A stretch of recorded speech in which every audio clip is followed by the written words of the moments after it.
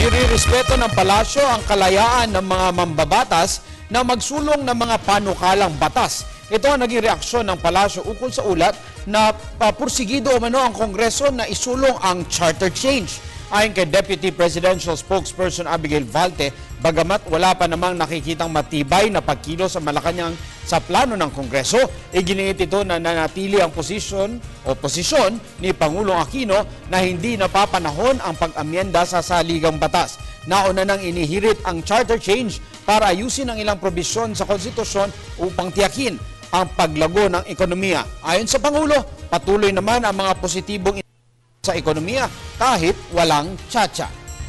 Some have different divergent opinions or at least divergent positions on that particular issue.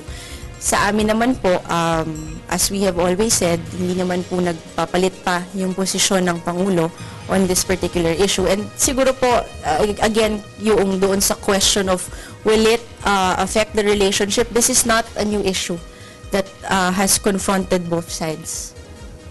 Pakita na po natin yan doon sa 15th Congress. Again, hindi po bago yung issue, hindi rin po bagong naihayag sa publiko yung pananaw ng mga players doon sa pinag-uusapan. At nakita naman po natin doon sa relationship in the 15th Congress na marami naman din po doon sa mga sinuportahan ng administrasyon or at least the ones that have been initiated by the administration by way of priority bills ay nabigyan naman po ng tuan ng kaukulang pansin ng Kongreso.